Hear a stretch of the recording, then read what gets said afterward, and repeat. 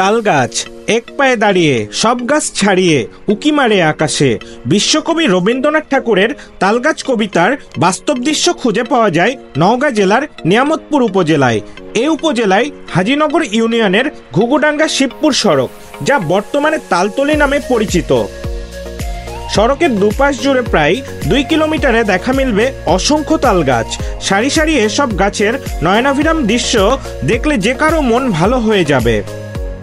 আকাশ ছুঁই ছুঁই এই সারি তাল গাছ সেই আদিকাল থেকেই গ্রাম বাংলার শোভা বাড়িয়ে এসেছে। আর তাল গাছের পাতায় বাবুই পাখির শৈল্পিক বাসা বাতাসে দুলে দুলে গভীর মুগ্ধতা ছড়িয়েছে।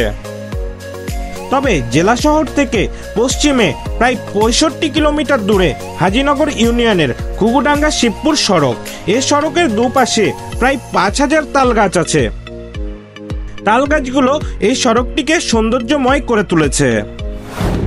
সুপ্রিয় দর্শকবৃন্দ, আসসালামু আলাইকুম। কেমন আছেন আপনারা সবাই? আশা করি সকলেই ভালো আছেন। তো বরাবরের মতো আমি রিয়াদ হাসান আবারও চলে আসছি আপনাদের মাঝে। আর আমার ক্যামেরার পেছনে আছে ফয়সাল। আর আমি আজকে চলে আসছি নওগাঁ জেলার নিয়ামতপুর উপজেলার হাজিনগর ইউনিয়নের ঘুঘুডাঙ্গা, যেটি আসলে তালতলি নামে সকলের কাছে পরিচিত। একসময় গ্রাম বাংলার বিভিন্ন রাস্তার পাশে দেখা মিলত এই তাল গাছ। তবে এই দৃশ্য কিন্তু এখন আর সচরাচর আমাদের চোখে পড়ে না। সময়ের সঙ্গে সঙ্গে এখন তালগাছের সংখ্যা অনেকটাই কমে গেছে। তো দর্শক, বর্তমানে এই তালতলির কি অবস্থা এবং এই তালতলির সৌন্দর্যটা কতটুকু আছে তা আপনাদেরকে পুরোপুরি দেখানোর চেষ্টা করব। এবং এই তালতলিতে আসতে হলে আপনারা কিভাবে আসবেন সম্পূর্ণ তথ্য আপনাদেরকে দিয়ে আজকে আমি সহযোগিতা করব। তো দর্শক, আপনারা ভিডিওটি দেখতে থাকুন। সাজিয়ে দিলে প্রকৃতি যে অভূতপূর্ব সৌন্দর্য ছড়িয়ে দিতে পারে তার প্রকৃত উদাহরণ এই নিয়ামতপুর রোড। নজর করা প্রকৃতিতে সৌন্দর্যে ভরা একটি গ্রামীণ সড়ক। দেখলে বিশ্বাস হবে না এটি কোনো গ্রামীণ মেঠোপথের সড়ক। দুই পাশে অবারিত ধান ক্ষেত, তার মাঝ দিয়ে চলমান রাস্তাটি পুরোপুরি ছবির মতো, মনে হবে কোনো শিল্পীর হাতে আঁকা জ্বলন্ত ছবি। এবং তার পাশ দিয়ে বয়ে গেছে আত্রাই নদী। এই গোছানো পরিপাটি বাস্তবিক এমন অভাবনীয় সৌন্দর্য ভরা নিয়ামতপুর উপজেলা। দুই পাশে যতদূর চোখ যায় শুধুই ধান ক্ষেত। মাঝ দিয়ে বয়ে চলা রাস্তাটির দুপাশে শত শত গাছ। এক ধাক্কায় চোখ আটকে যাবে যে কারো। শিল্পীর নিপুণ হাতের ছোঁয়ায় ছবির মতো এমন বাস্তবিক নজর কাড়া সৌন্দর্য ভ্রমণ পিপাসুদের একটু হলেও দিবে অনাবিল আনন্দ ও প্রশান্তি। বুক ভরে নিঃশ্বাস নিতে পারবেন আপনিও। ছোট বাচ্চাদের এই ধান খেতে ফুটবল খেলা দেখে আমি কিছুক্ষণের জন্য হারিয়ে গিয়েছিলাম অতীতে। তাই নিজের বাইকটি থামিয়ে কিছুক্ষণ তাদের খেলা উপভোগ করলাম। আপনি যদি বাইক নিয়ে আসেন তাহলে অবশ্যই সাবধানে বাইক চালাবেন, কারণ লোকাল ছেলেরা এইখানে অনেক রাফ বাইক চালায়। এই কারণে অবশ্যই আপনাকে সাবধানতার সহিত বাইক চালাতে হবে। আর আজকে আমার সফর সঙ্গী হিসেবে ছিল ফয়সাল। আপনারা চাইলে তার ইউটিউব চ্যানেল এবং ফেসবুক পেজটি ঘুরে আসতে পারেন। তার চ্যানেল এবং ফেসবুকের পেজের নাম ফয়সাল ব্লগস। কিভাবে নিয়ামতপুর ঘুঘুডাঙ্গা আপনারা যাবেন? দেশের বিভিন্ন জায়গার মানুষ বিভিন্ন দিক থেকে এই নিয়ামতপুর ঘুঘুডাঙ্গা যেতে পারবেন।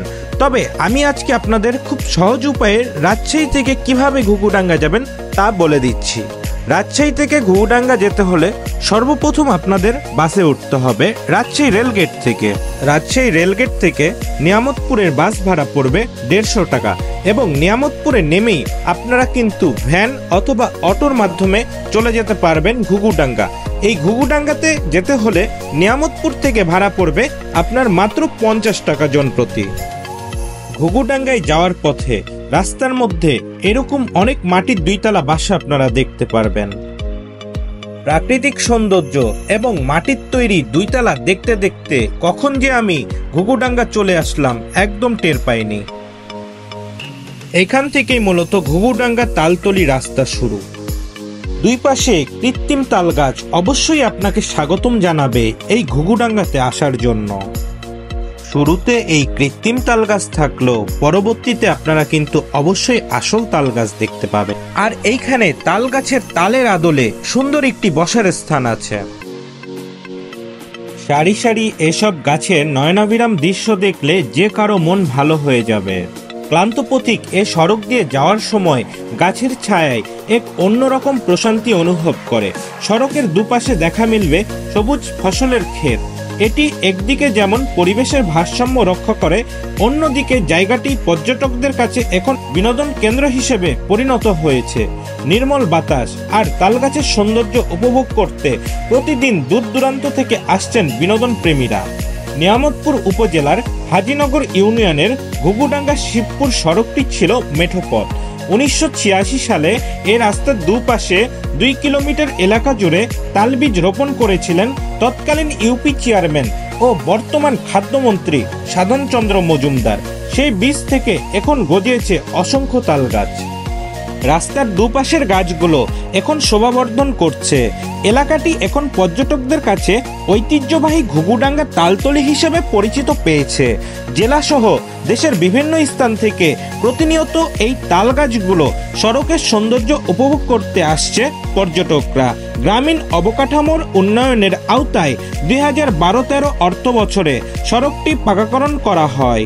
ভবিষ্যৎ পরিকল্পনার অংশ হিসেবে খাদ্যমন্ত্রী বলেন, তাল গাছের ঐতিহ্য ধরে রাখতে এবং বজ্রপাত নিরোধক হিসেবে রোপণ করা হয়েছিল। সে সময় 25 পয়সা দাম দিয়ে তাল গাছ কিনে এনে রাস্তার দুপাশে রোপণ করা হয়েছিল। যারা তাল বীজ লাগায় তাদের কপালে তাল জোটে না, কিন্তু আমি তাল বীজ লাগিয়ে তা থেকে তাল খাচ্ছি, এমনকি আমার সন্তান ও নাতিনাতিরাও খাচ্ছে। পর্যটকদের বসার জন্য রয়েছে বেঞ্চ, এছাড়া পানির জন্য নলকূপ সহ টয়লেটের ব্যবস্থা রয়েছে। বিশেষ করে ছুটির দিন, ঈদ ও উৎসবের দিনগুলোতে পর্যটকদের বেশি আনাগোনা বাড়ে। স্থানীয়দের উদ্যোগে গত 2 বছর থেকে সেখানে 3 দিন ব্যাপী তালপিঠা উৎসবের আয়োজন করা হচ্ছে।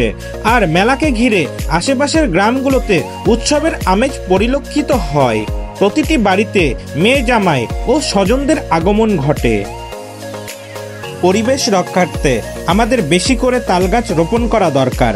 ইদানিং আমাদের দেশে বজ্রপাতে প্রাণহানির সংখ্যা আগের চেয়ে অনেক বেশি বেড়ে গেছে। এর অন্যতম কারণ কিন্তু তালগাছের সংখ্যা কমে যাওয়া। তাই পরিবেশের ভারসাম্য রক্ষা এবং অন্যান্য উপকার পেতে তালগাছের চারা রোপণ ও সুরক্ষা করা ভীষণ জরুরি। বাড়ির আশেপাশের খালি জায়গাতে কয়েকটি তালের বীজ পুঁতে দিতে পারেন, কিংবা রাস্তার ধারে কোনো রকম যত্ন ছাড়াই তালগাছ বড় হতে পারে। নিজের স্বার্থে এটি করতে পারেন, তবে তালগাছ কোনো স্বার্থ ছাড়াই আপনার প্রয়োজন মেটাবে। বাবু, তোমাদের কি নাম? আমাদের নাম মোহাম্মদ মাহফুজুর রহমান। তোমার? আমার নাম মোহাম্মদ মেহেদি হাসান। তোমরা কোথা থেকে আসছো? আমরা পাতের মাদ্রাসা থেকে আসছি। আচ্ছা, এখান থেকে কত দূর এটা? 1 কিলো। আচ্ছা, এখানে রেগুলার আসো? জি। আচ্ছা, ভালো লাগে নাকি? হ্যাঁ, কেমন ভালো লাগে? অনেক ভালো। সুন্দর। তো সুপ্রিয় দর্শক, ভিডিওটি আমি আজকে এখানে শেষ করতে যাচ্ছি। তো ভিডিওটি ভালো লাগলে অবশ্যই লাইক দেবেন, কমেন্ট করবেন, শেয়ার করবেন এবং সাবস্ক্রাইব করে বরাবরের মতো আমার পাশে থাকবেন। আর যদি আপনি আমার ফেসবুক পেজ থেকে দেখে থাকেন তাহলে অবশ্যই আমার পেজটিকে ফলো দিয়ে রাখবেন।